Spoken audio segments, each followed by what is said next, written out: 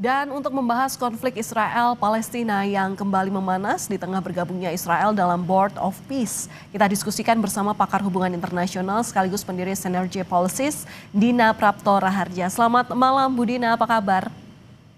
Selamat malam, kabar baik. Kabar baik. Kabar baik untuk kita bersama, semoga ini selalu. Bu Dina, ini perjanjian damai yang mulai berlaku sejak Oktober 2025 kembali dinodai dengan Israel yang lagi-lagi mengingkari kesepakatannya dengan menyerang Gaza. Padahal Israel saja tergabung dalam Board of Peace. Bagaimana Anda melihat ini? Sebenarnya memang format awalnya Board of Peace itu, saya sudah bilang dari pertama, ini tidak seperti yang digambarkan oleh Trump waktu dia bicara di Dewan Keamanan PBB.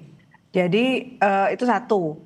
Jadi format yang dikehendaki dalam Dewan Keamanan PBB itu jelas harus step by step melalui proses negosiasi antar negara.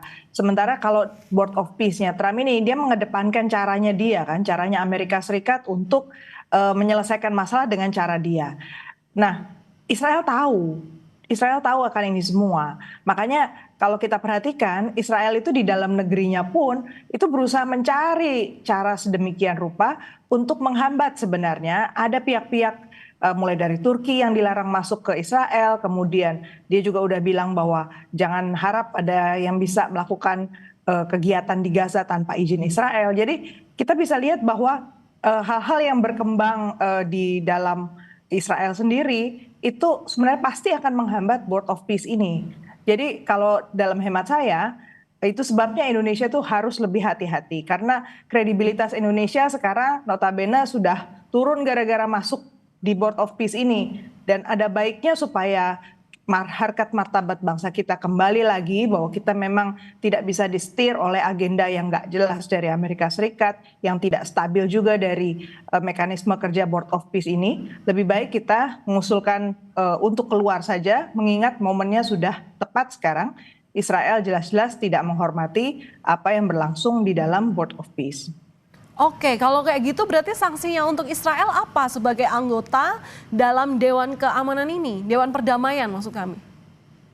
Kalau kita lihat dalam mekanismenya Board of Peace piagamnya, kan nggak ada memang mekanisme sanksi apapun dari Amerika Serikat. Itu yang harusnya menjadi catatan Indonesia kan sejak dari awal. Karena pihak yang jelas menjadi akar masalah dalam kolonialisme, kemudian juga kekerasan, terhadap warga Gaza, terutama masyarakat sipil, itu kan pangkal mulanya ada di Israel. Kita tahu bahwa ada Hamas dan Hamas punya massa dan masih bercokol di Palestina. Tapi dengan mengesampingkan peranan mereka, itu kan jelas-jelas juga tidak menciptakan satu mekanisme yang stabil. Jadi kita nggak bisa bilang ya dalam situasi, terutama konteks Israel Palestina yang kita tahu sudah berpuluh-puluh tahun konfliknya ini, kita mau lompat gitu ya dari satu titik menjadi titik langsung damai, langsung stabil, hanya ditukar dengan pembentukan real estate, kemudian ada administrasi yang langsung diinstal secara unilateral ya oleh Amerika Serikat dan itu bisa langsung jalan. Kenyataannya tidak.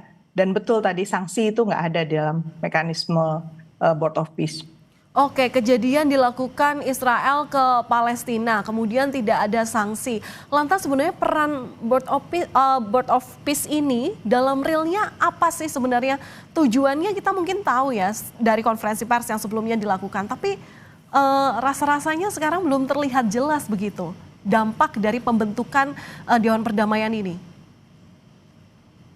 Satu yang harus jelas kalau kita bertanya soal hal itu adalah prosesnya.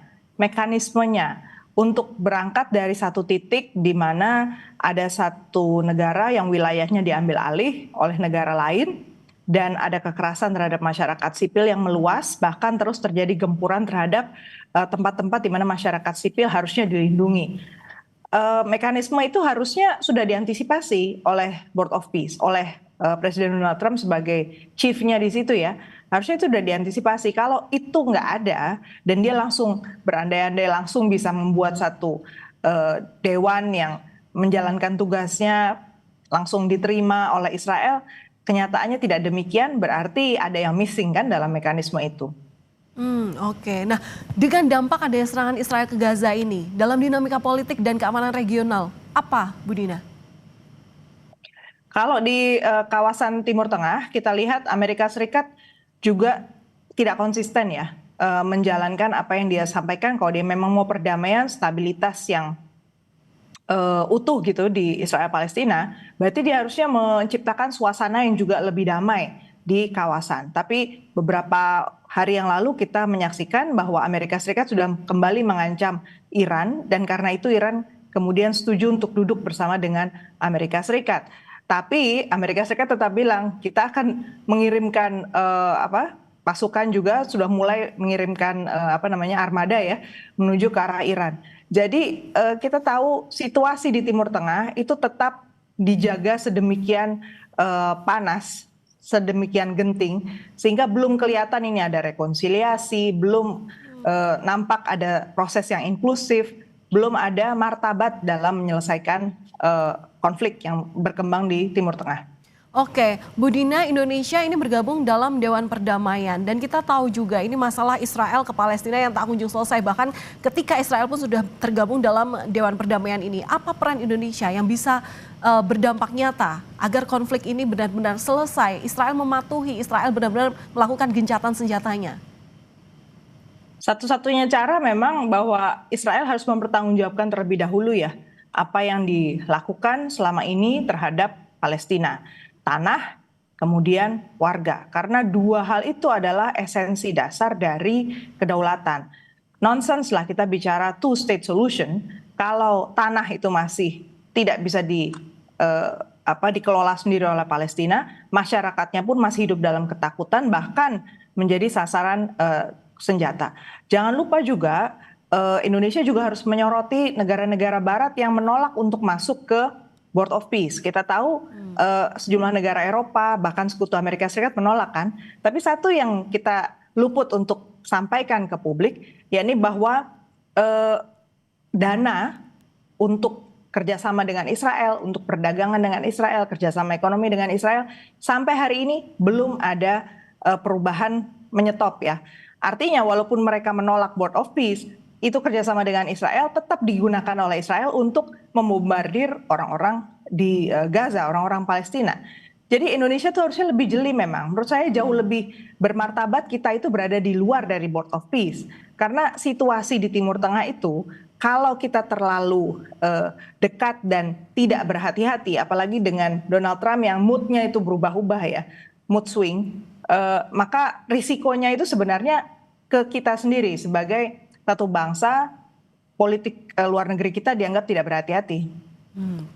Baik. Terima kasih sudah berbagi pandangan bersama kami di Kompas Malam Kompas TV. Pendiri Synergy Policies dan juga sekaligus pakar hubungan internasional, Ibu Dina Praptora Harja. Terima kasih Bu Dina, salam sehat selalu. Salam sehat, terima kasih.